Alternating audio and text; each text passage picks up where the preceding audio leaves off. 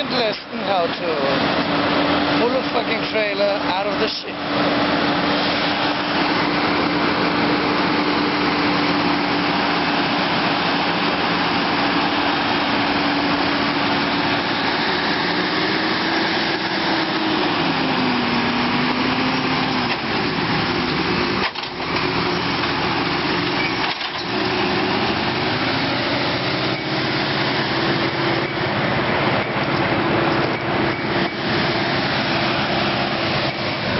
I would say too easy.